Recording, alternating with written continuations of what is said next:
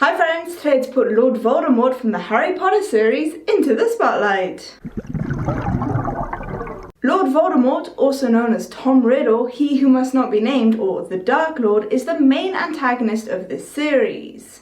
Harry Potter is dead. From this day forth, you put your faith in me. He tries, but ultimately fails to take over the wizarding world. Lord Voldemort's birth name is Tom Marvolo Riddle. The name Tom is a diminutive of the name Thomas. This is a name that originally comes from the Aramaic language and it means twin. This is pretty interesting considering Tom Riddle, or Lord Voldemort, splits his soul multiple times. A Horcrux is an object in which a person has concealed part of their soul. He's creating copies of himself, much like how some twins are genetically copies of each other. Marvolo isn't a word that exists in our world, but it could be a twist on our word marvelous. Being a marvel or something special is something Tom Riddle really wants and obsesses over. This urge of being something special is what pushes him to become the Dark Lord. I fashioned myself a new name. A name I knew wizards everywhere would one day fear to speak when I became the greatest sorcerer in the world. However, volo is Latin for I want or I fly, depending on the context. This aspect of his name likely points towards the fact that he's always wanting more and he wants to fly and rise above the rest. His last name, Riddle, is pretty self-explanatory. A riddle is a question or statement intentionally phrased so as to require ingenuity in finding out its answer or meaning. His chosen name, Voldemort, is likely derived from the French sentence Voldemort. This can be translated as flight of death or theft of death. Voldemort desperately tries to escape or flee death. Not only this, but he cheats death, you could say he steals from death, by creating copies of his soul to make sure he doesn't die. Part of your soul that is hidden lives on. In other words, you cannot die. Voldemort's wand is 13.5 inches long, is made of yew wood, and has a phoenix feather core. Yew wood wands are attracted to strong witches and wizards, who are normally the hero or the villain. These wands are attracted to powerful and fierce witches and wizards, not necessarily someone who is evil. For example, not only does Lord Voldemort have a yew wood wand, but Ginny has one too. Equally useful against a variety of opponents. Fantastic, Ginny! Yew wood is just really attracted to power and someone who knows what they want and how to get there. The core of Voldemort's wand is a feather from Fawkes, who also gave one of its feathers that made Harry Potter's wand. That my wand and Potter's share the same core.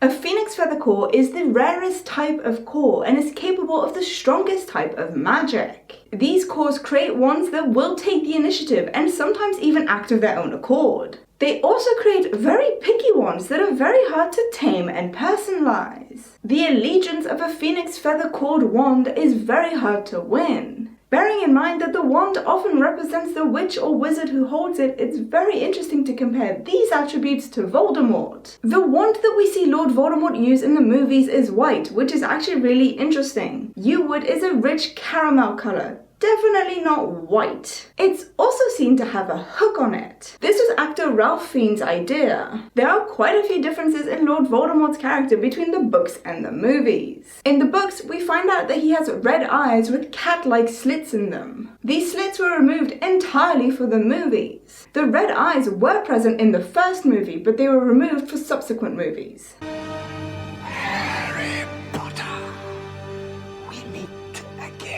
This is because the red contacts didn't allow for much emotion to come through.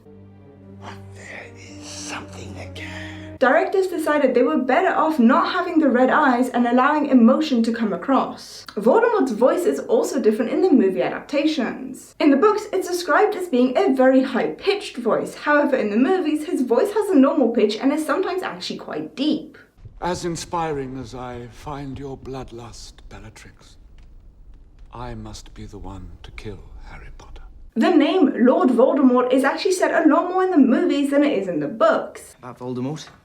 Don't use that name. This is because the directors didn't want to confuse the audience by giving the bad guy too many nicknames. The last few scenes of Lord Voldemort's life are also extremely different between the books and the movies. In the book, the final battle between Lord Voldemort and Harry Potter takes place in the Great Hall of Hogwarts. When Voldemort casts his final killing curse, the curse actually rebounds and the Elder Wand leaves his hand and flies into Harry's. Once Voldemort died, he collapsed in a heap on the floor like any other normal human would. His final words in the book are therefore Avada Kedavra, the killing curse.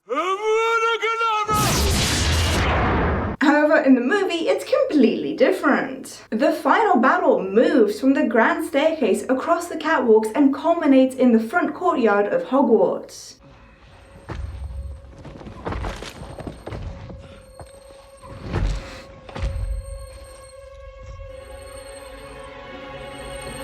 When Voldemort casts his final curse, the Elder Wand starts to fissure, which makes his arm go black and he disintegrates.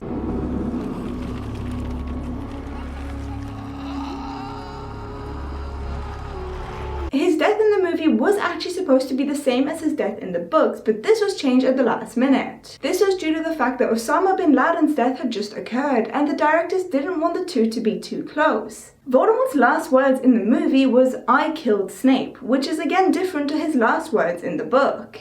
I killed Snape. Lord Voldemort was actually played by 7 different actors. This was mainly due to the fact that he appears at different ages throughout the series, which means they needed a bunch of different actors. Ralph Fiennes played the character the most out of all of the actors. He embodied Lord Voldemort for 4 out of the 8 movies. He was actually initially worried and very hesitant to play this character, as Fiennes didn't like the first 2 movies of the series. However, Fiennes agreed to take on the role for the 4th movie and reprised it in the 5th, 7th and 8th movies. Do you prefer Lord Voldemort from the books or from the movies, and why? Please tell me in the comment section down below. And until next time, happy bubbles! Thanks so much for watching this video, and thank you to my Patreon bubblers for supporting the channel. If you want to see all of the other Harry Potter characters I've already covered, you can click on the box on the left, or you can click on the box on the right to watch a video that the YouTube algorithm thinks you would enjoy. Thanks for liking this video, subscribing to the channel and hitting that notification bell.